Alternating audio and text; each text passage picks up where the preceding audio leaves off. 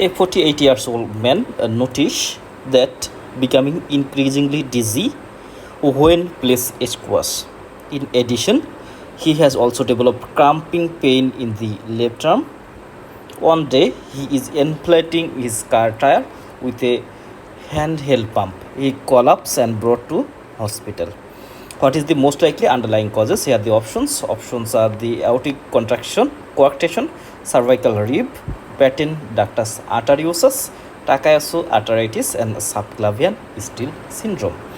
So what happened? A man, 48 years man, when he plays squash, that means when increase working activity. That means when increase working activity. So when increase working activity, she developed cramp, increasingly dizzy.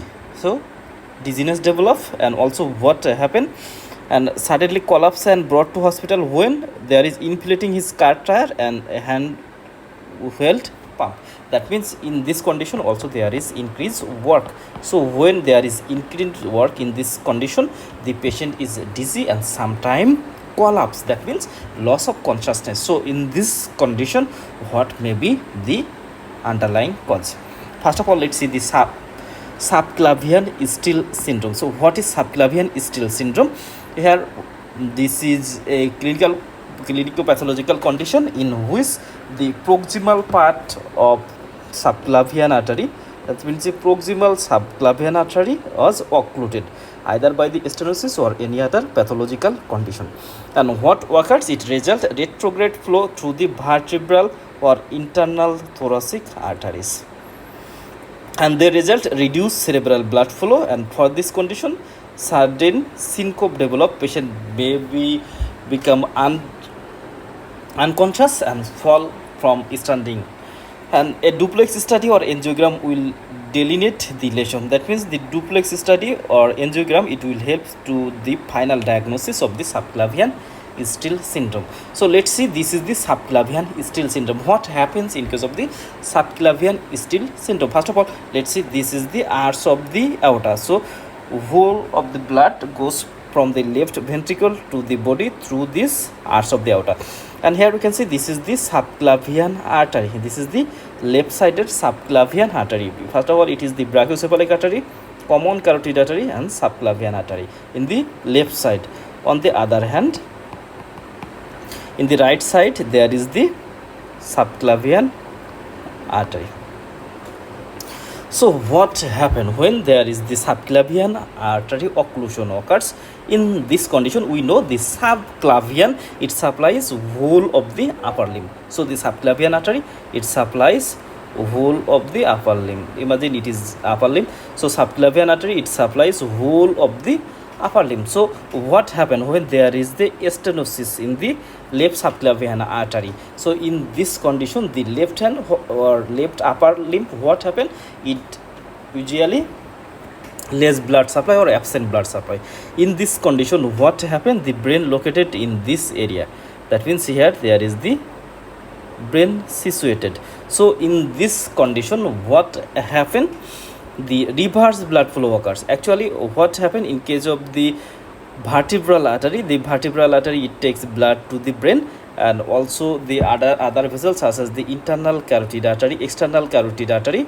Actually, the internal carotid artery and vertebro-basilar system, they convey the blood in the brain. So the left upper limb, as there is stenosis in the left subclavian artery, it needs more of the blood supply. So for this condition, there is the reverse flow occurs. That means in the right side, the blood enters in the brain, but this blood then goes to the left. That means it is shunting, or there is bypassing the left subclavian artery. So from the brain, the blood goes now to the subclavian artery and finally goes to the left upper limb. For this condition, when the activity, that means when the left arm activity in this case is hugely increased, then left hand requires more oxygen, more food materials such as the glucose, amino acid, fatty acid. So in this condition, what happens? More blood comes to here. So from the right subclavian artery or right vertebro-basilar artery, blood goes to the brain, but this blood goes directly to the left upper limb area, and the brain blood supply is reduced. And when there is brain blood supply is reduced, for this condition, actually supply not reduced, there is draining of the excess amount of blood. For this condition, the brain usually DG develop, sometimes syncope, sometime unconsciousness develop. So the subclavian still syndrome is associated with stenosis or occlusion of the subclavian artery. So there is the occlusion or there is a obstruction of the subclavian artery, and it is usually proximal to origin of the vertebral artery.